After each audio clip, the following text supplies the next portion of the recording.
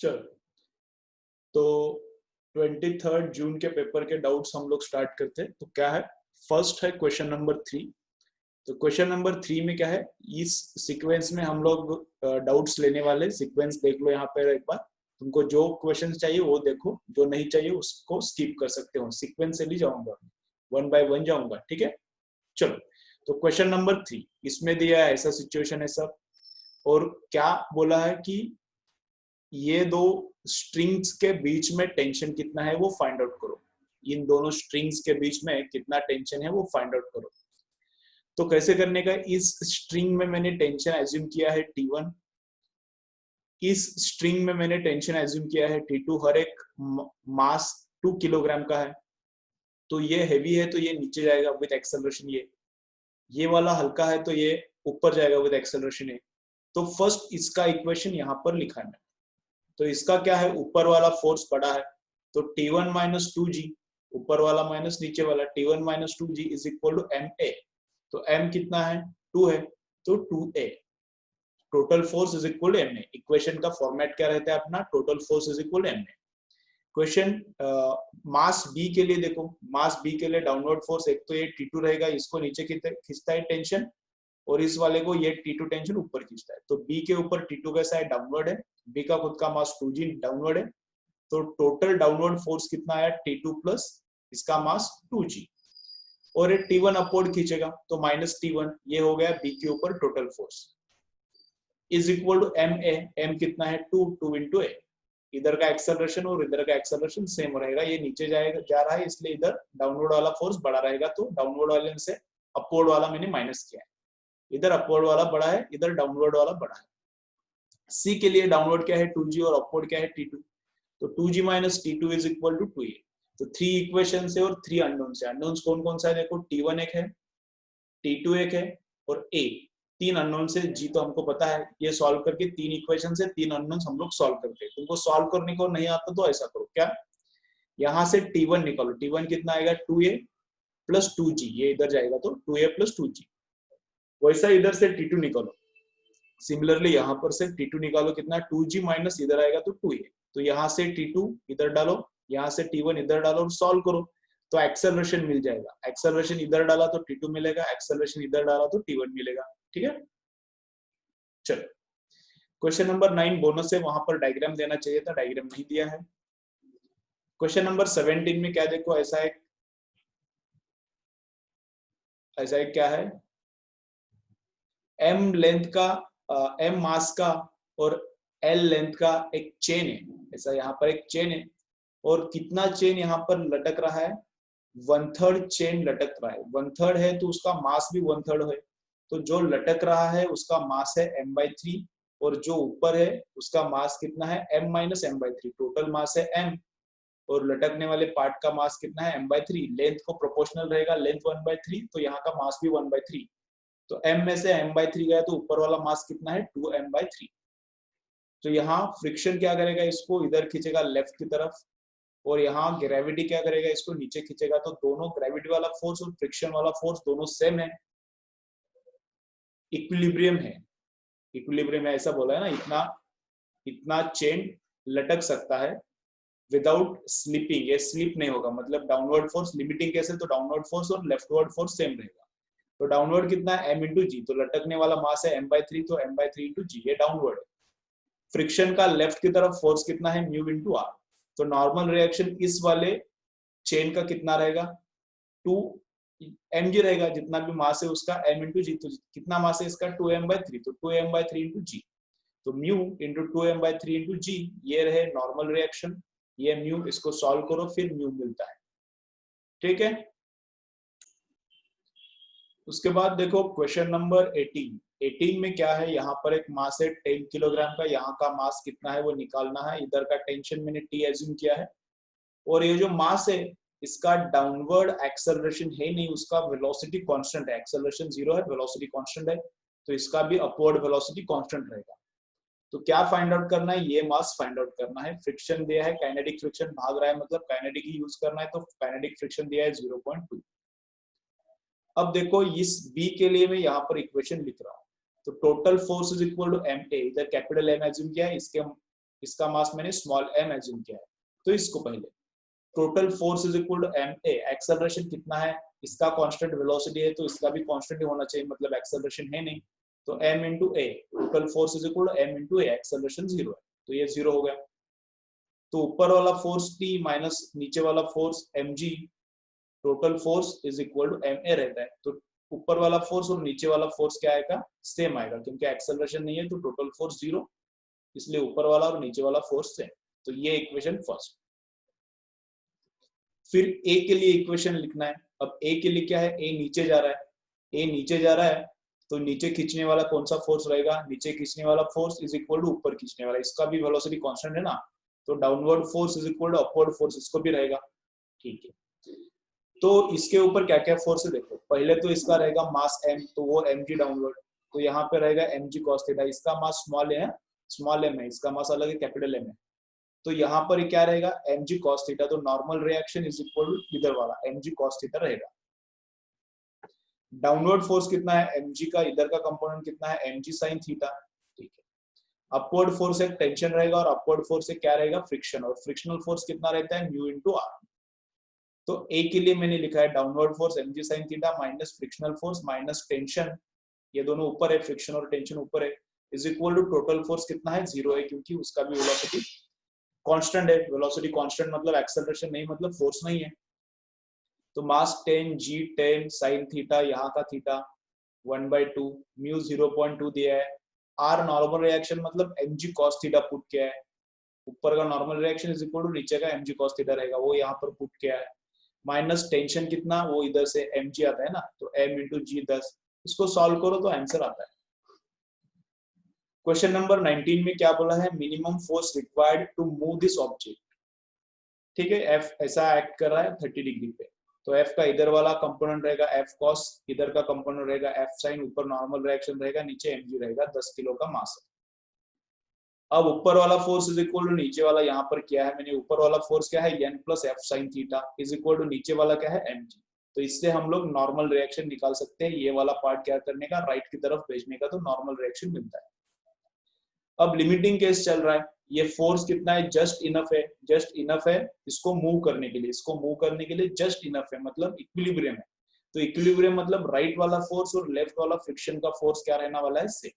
तो राइट वाला फोर्स क्या है F cos थीटा, राइट वाला फोर्स क्या है, मतलब हॉरिजॉन्टल वाला फोर्स क्या है F cos थीटा, और लेफ्ट वाला क्या है फ्रिक्शन वाला म्यू इंटू आर। तो यहाँ पर क्या है, स्टैटिक है, अभी ऑब्जेक्ट मूव होना चालू नहीं हुआ है, इसलिए स्टैटिक फ्रिक्शन लेना पड़ेगा। ऊपर के केस में ये भाग रहा था तो यहाँ पर काइनेटिक फ्रिक्शन लिया, तो म्यू एस इंटू आर, तो म्यू एस यहाँ पे लिया 0.2 दिया है, और आर नॉर्मल रिएक्शन इधर से जो आता है, नॉर्मल रिएक्शन इधर डालो, इसको सॉल्व करो फिर आंसर आएगा। उसके बाद क्वेश्चन नंबर 20 है, ये इसका आंसर ऑप्शन में है ही नहीं। तो देखो 4 kg और 2 kg का मास चिपक के, वहां पे डायग्राम में चिपक के नहीं है, लेकिन क्वेश्चन में बोला है कि बोथ आर इन कांटेक्ट बोला है, तो उसके हिसाब से मैंने, वो कांटेक्ट में नहीं रहेगा तो भी आंसर वही आता है, कुछ फर्क नहीं आता, कांटेक्ट में नहीं रहेगा रहेगा तो भी वही वही आता है आंसर, तो कांटेक्ट में है ऐसा मैंने लिया है। तो ये 4 का और 2 का अलग अलग कुछ एक्ट नहीं करता, एक जैसा एक्ट करता है, तो टोटल मास कितना हो गया 6 किलोग्राम का हो गया, एक साथ ही नीचे आ रहे तो एक जैसा ही पकड़ो दोनों को, तो टोटल मास हो गया 6 किलोग्राम का। तो इधर mg है तो इधर mg cos थीटा और इधर mg sin थीटा, तो नॉर्मल रिएक्शन ऊपर वाला और नीचे वाला डाउनवर्ड वाला सेम रहता है, थोड़ा इधर एंगल ऐसा हुआ है तो ऐसा चाहिए था, ऐसा ठीक है, तो ऊपर वाला नॉर्मल रिएक्शन और नीचे वाला ये फोर्स सेम, तो r is equal mg cos theta. अब downward force mg sin theta minus upward force friction का रहेगा म्यू इंटू आर, आर कितना है mg cos थीटा, तो downward force minus upward force friction का is equal to m into a, mass mass cancel होता है, मास कितना है 6 किलोग्राम का है, कुछ फर्क नहीं पड़ता, वैसे भी कैंसिल ही हो रहा है। अब इसको सॉल्व करो और एक्सेलरेशन निकालो, तो एक्सेलरेशन इतना आता है, लेकिन ये वाला ऑप्शन में है ही नहीं। ठीक है, तो मैं सॉल्व करके देखो, ऑप्शन में आता ही नहीं, तो ये तुमको अगर आया होगा तो बोनस ले लो। Then question number 23, question number 23 में देखो, यहाँ पर बीच में मैग्नेटिक फील्ड निकालना है, ऐसा एक सर्कल है और स्ट्रेट कंडक्टर है, तो ये सर्कल में करंट ऐसा भाग रहा है, तो यहाँ पर थंब रखो, राइट हैंड का यहाँ पर थंब रखो तो फिंगर्स इधर से अंदर जाता है, यहाँ पर थंब रखो तो फिंगर्स इधर से अंदर जाता है। तो सर्कल के वजह से यहाँ पर मैग्नेटिक फील्ड रहेगा क्रॉस, और जो स्ट्रेट कंडक्टर है उसके वजह से यहाँ पर मैग्नेटिक फील्ड रहता है डॉट। यहाँ पर थंब रखो तो इधर से फिंगर अंदर जाता है, यहाँ पर थंब रख के देखो तुम लोग, राइट हैंड का थंब है एग्जैक्टली इधर रखने का, तो इधर से फिंगर अंदर जाता है तो इधर से बाहर आएगा, इधर से अंदर घुसेगा मतलब क्रॉस, इधर से बाहर निकलेगा मतलब डॉट रहता है। तो अलग अलग डायरेक्शन है तो सब्ट्रैक्ट करना पड़ेगा, तो सर्कल का मैग्नेटिक फील्ड और स्ट्रेट लाइन के वजह से मैग्नेटिक फील्ड दोनों का सब्ट्रैक्शन करना पड़ेगा, ऑप्शन में नहीं है, ऑप्शन सी में माइनस रहना चाहिए, ठीक है। उसके बाद क्वेश्चन नंबर 26 में क्या बोला है, ये वाला कॉइल अच्छा क्वेश्चन है थोड़ा, ये वाला कॉइल पैरेलल है, इस कॉइल का रेडियस दिया है, नीचे वाले कॉइल का रेडियस दिया है, दोनों कॉइल्स का नंबर ऑफ टर्न सेम है, दोनों कॉइल्स का जिस वायर से कॉइल बनाया है, जिस वायर से कॉइल बनाया है उस वायर का क्रॉस सेक्शन सेम है, समझ रहा है क्या। रेडियस अलग है कॉइल का तो एरिया अलग रहेगा, कॉइल का एरिया नहीं बोल रहा है यहाँ पे, कौन सा एरिया एक है, रेडियस अलग है तो एरिया अलग ही होगा कॉइल का। कॉइल जिस वायर से बना है उस वायर का एरिया सेम है, उस वायर का क्रॉस सेक्शनल एरिया सेम है, ठीक है। तो B1 बाई B2 निकालना है, इसके अंदर मैग्नेटिक फील्ड अपन इसके अंदर मैग्नेटिक फील्ड, इसको मैंने 1 पकड़ा है और इसको मैंने 2 पकड़ा है, ये नीचे वाले को 2 ऊपर वाले को 1।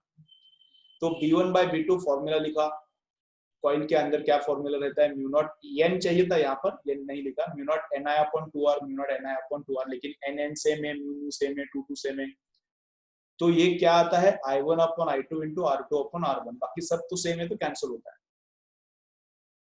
तो लेकिन I1 अपॉन I2 हमको पता नहीं है, R2 अपॉन R1 पता है, तो I1 अपॉन I2 कैसे निकालने का, मतलब ऊपर से कितना करंट जाएगा और नीचे से कितना करंट जाएगा। अगर ये दोनों सीरीज में रहते थे तो करंट सेम रहता था, ये फिर कैंसिल होता था, अगर ये दोनों सीरीज में रहते थे तो करंट सेम रहता था, कैंसिल होता था, I1 अपॉन I2 सेम रहता था।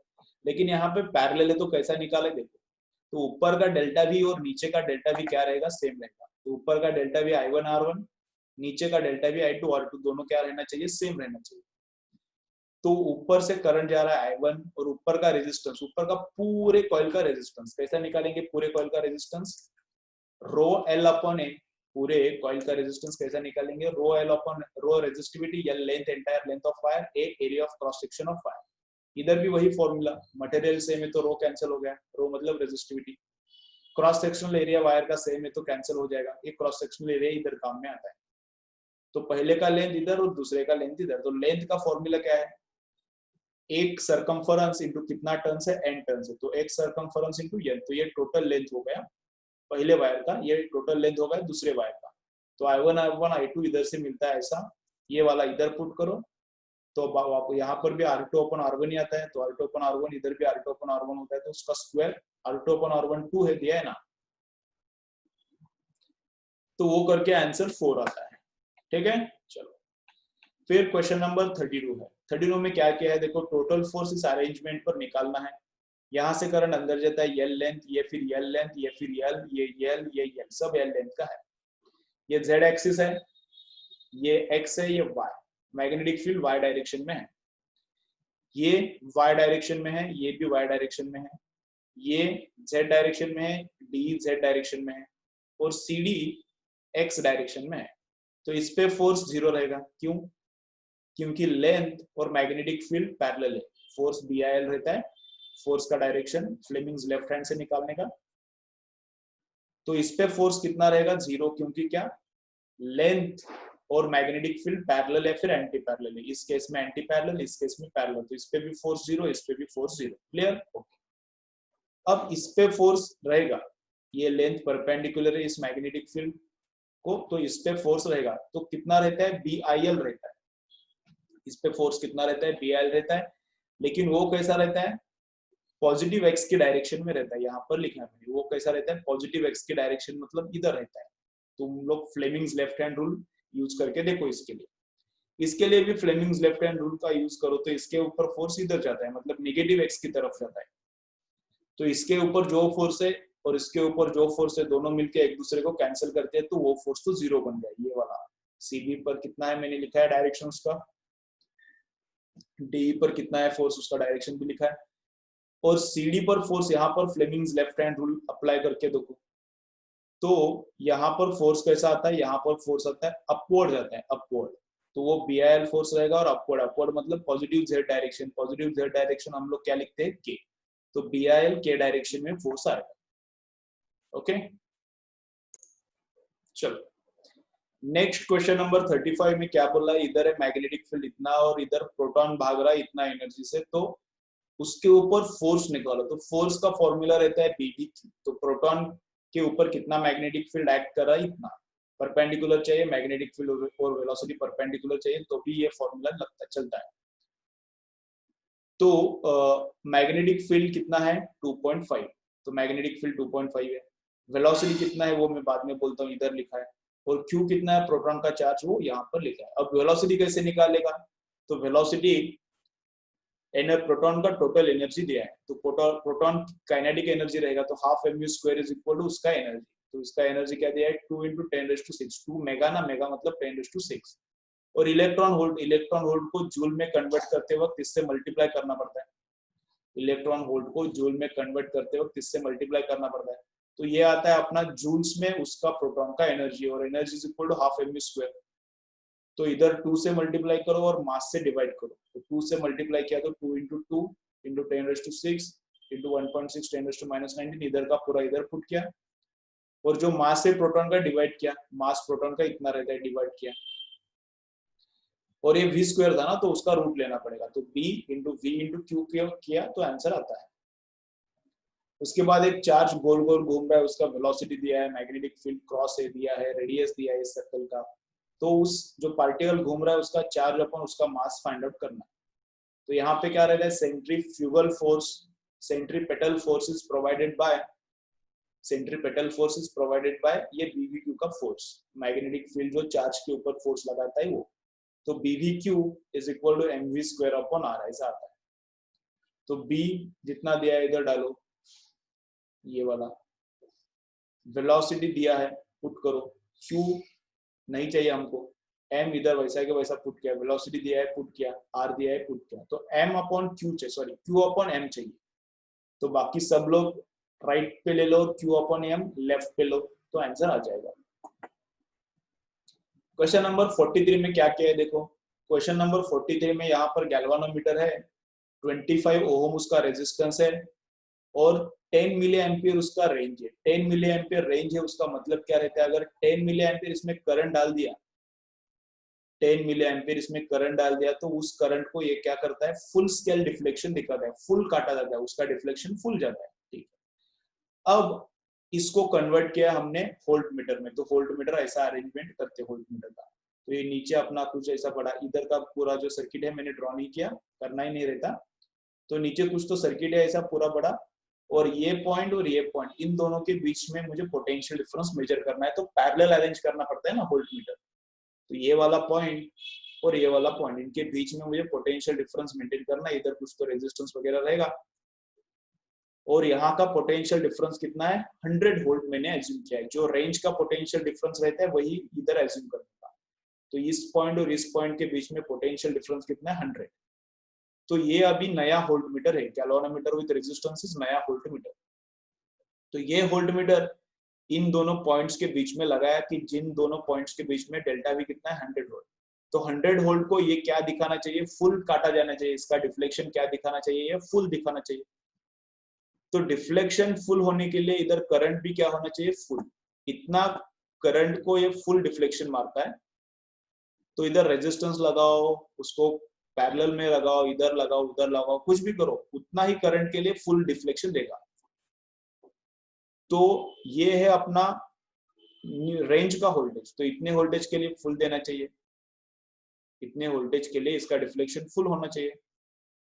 और डिफ्लेक्शन फुल होने के लिए करंट इतना लगता है, तो करंट IG ऊपर से इतना जाएगा और नीचे का डेल्टा भी इतना रहेगा। तो ऊपर का डेल्टा भी और नीचे का डेल्टा भी क्या रहेगा सेम। तो ऊपर का डेल्टा भी कैसा IG × G + R is equal to 100, IG × G + R, ऊपर का डेल्टा भी इज इक्वल टू नीचे का डेल्टा भी कितना 100।